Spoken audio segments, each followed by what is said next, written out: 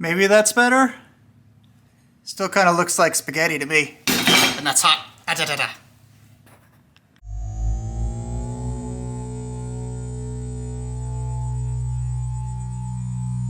What's up guys, welcome back to the channel. My name is Allied Cam, and today we are going to be doing a little bit more with the Belt for Run 944 project. The big thing we're going to be doing today is we're going to be laying the groundwork for routing some of the air conditioning systems through the car. The new setup is not going to allow the stock setup to work very well, and those old stock systems have a tendency to fail anyway. So what we're going to do is we're going to hang the condenser that I got, and I'll show that off to you as well as the differences between the two. And we're actually going to be trying to figure out how to route some of the lines through the engine bay and connect them with the line in the firewall that actually goes to the evaporator. That's the goal for today. We'll see where we go from there. Let's start by taking a look at the condenser. All right, so this is our stock condenser. As you can see, it's colored in black, and the fins are all pretty heavily bent up. It looks pretty crusty. I plan on removing this and replacing it because, honestly, this thing is pretty old, and the old air conditioning systems have a tendency to fail pretty spectacularly. So while we're in there, I figure replacing it and giving it one that doesn't have the fins all bent up here is probably going to be ideal. Here's the new condenser that I'm going to use, and that is, obviously a lot nicer, a lot newer. You can see it's got the ports to come in and out here at the top and at the bottom. But one thing you can see here that the stock one has, that this one doesn't, are these brackets here. And you can see that they kind of allow you to fasten the condenser into the body of the car. So this doesn't exactly fit the way it is. So the first thing we're going to do is create a bracket. So we'll go ahead and jump into that next.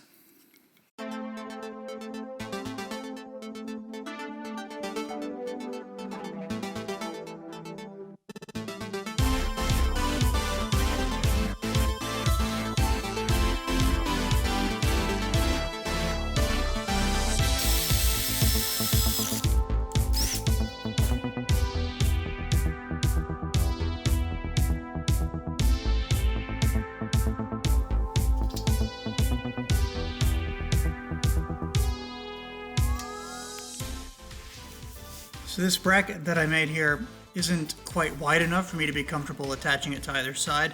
So what I'm going to do is I'm going to add a little bit more steel on the end here, weld it into a wider piece of steel, and then hopefully that'll be enough.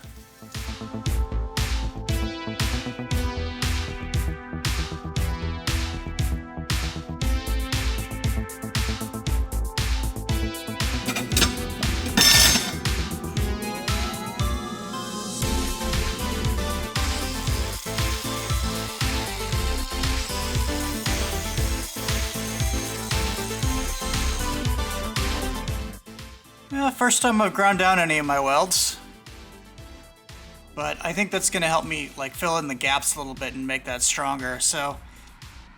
And it was good practice at least, so we'll give it another try with filling in the place. Maybe that's better?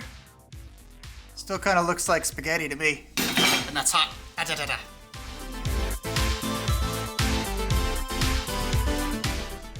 With the bracket created, the next thing I had to do was actually put it in place and measure it. Cut a few holes here and there.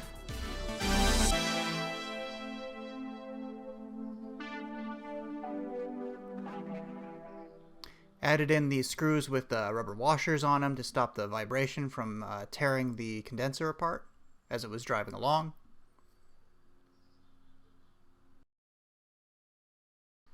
Unfortunately, despite my best efforts, the holes didn't line up from one side to the other. I think part of that was because of the bent up frame, so I just decided to go in from the front. Alright, so with that drilled through the front, I have 1, 2, 3, and 4 bolts holding it into the side of the car, along with a little bracket that we fashioned. Every single one of them has rubber, so it won't rattle or make any sort of unusual noise while I'm driving along. I just have to tighten everything down, and we'll be moving on to the next bit. Alright, so the other thing that I wanted to really get done for today's video was figuring out how to connect the lines together. I don't have like the compressor or any of the other parts that really need to go into the car just yet. Honestly, I'm going to wait until the engine is in just so that way I have everything to route it through. But the problem I keep coming back to is that inside of the car, there's still the old evaporator, which is the component that the fans inside of the cabin blow the cold air off of the refrigerant to cool down the cabin. All of the components that I'm using today are new, and they're not really mating up with the stuff that's still within the car. So that's going to be a whole nother sort of thing. But the problem I keep coming back to is the connections in the firewall. I think everything could still work if only I could find something to work with. And here, let me show you exactly what I mean. Right, so these are all of the measurements that I've been working on, trying to figure out what I can use to try to fit everything together. And it's just driving me a little crazy. These are modern connectors that you'll crimp these parts down to bead lock the tubes together. These are all supposed to fit into the condenser that I have that should connect to all of the other components. These are the stock lines, right? These are the ones that go into the cabin, and you can see here that they have these like triangular things that these little peanut sort of shaped things that connect these into the firewall, and I'll show you that right now. So you can see here that these two triangular things are what meet up to go into the firewall, which go into the cabin. That goes into the stock component. I have tried a couple of different things that I wanted to try to get these to connect. I've tried using hardline converters. I've tried replacing, trying to find something like this, but as you can see here, that's not quite the right size, and it doesn't fit together inside of the wall. So needless to say, I'm just kind of at a loss for what to do here, and I think I'm going to have to consult outside advice, but I have a lot of other things to get through, so I think I'm going to put a pin in the air conditioning stuff for now. I have the condenser hung, and I don't have any of the other parts, and I'm just going to have to talk with somebody to figure that out. In the meantime, while I'm struggling with this part, I had a detailer come through and clean out the engine bay to give me a little bit more cleanliness to work with. And that'll make my life a whole heck of a lot easier going forward. Now, the last things I want to do is I want to get the cross member and the suspension for the front end re-added, because I have a lot of other bits and bobs, and I need that front end back in place. So we're going to jump to that.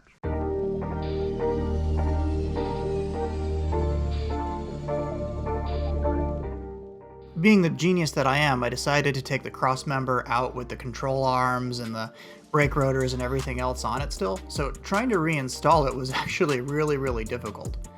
As you can see here, I'm struggling quite a bit to get it into place. It's just incredibly unwieldy.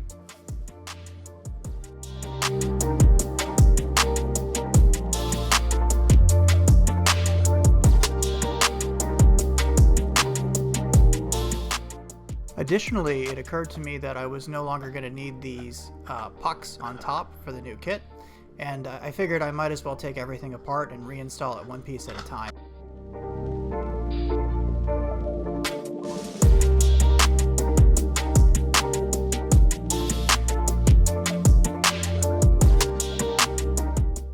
In a prime example of scope creep this project has continuously run into, once I took the control arms off of the cross member, I saw another opportunity to improve handling by replacing the bushings that go into the control arm.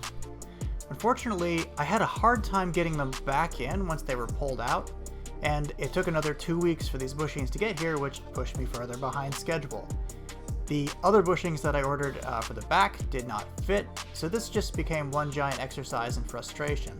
I ended up having to take these to my mechanic and have him install them, and it turned out there was a little iron collar that you can see there that was supposed to get pulled out as well. But this was one of those frustrating examples in scope creep where I just probably should stay on target and not deviate right now from other parts of the project.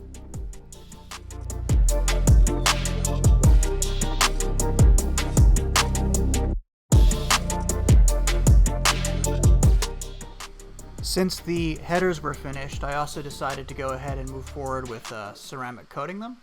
I used a little kit from a company called Cerakote, or Cerakote. I'll offer a link to it in the description below, but I decided to go with a black color because that's kind of the theme that I want to go for this car, is sort of blacked out, midnight, but we'll kind of see how that turns out in the long run.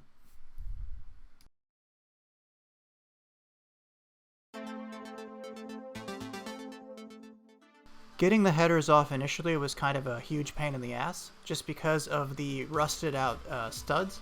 So I got a set of titanium studs that you can see here, a brand new gasket, and then all I had to do was install the newly ceramic coated header. I think I'm pretty happy with that.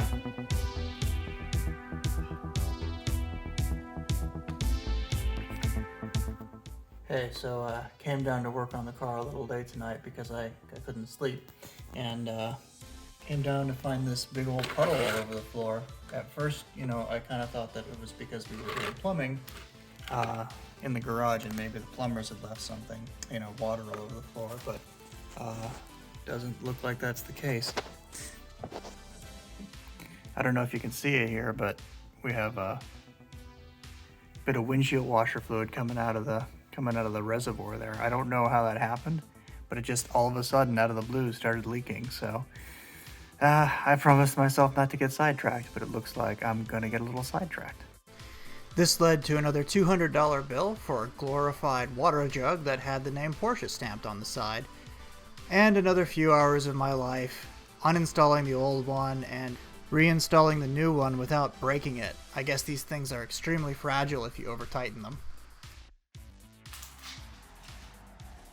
Alright, so there we go. New one all installed. Good thing everything was out the way it was, and here's our old crusty one. So hopefully that and the replacement of the pump will make it so that way it starts working again.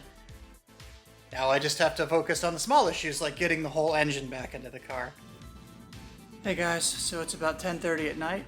I think I just finished up everything that I'm going to do for this video. Biggest thing that I added in between shots is I added let me see if you can see it here. I added the suspension back. So I've got these new coilovers from ground control. I added them in. They're on both sides here. So I haven't reattached the control arms yet, but that's the next step. I'm kind of holding off right now. I just got some news that the kit should be on the way shortly. So no point in making a huge amount of changes here when I'm going to have to drop all this stuff back out. So, but to recap, we went through and added this condenser to the car. We refretted a lot about what to do with the air conditioning. We replaced the tank. I installed the suspension. And that's mostly it. Just a lot of planning and a lot of other stuff like that. So hopefully we'll have some more news in the next video. Thank you guys so much for watching.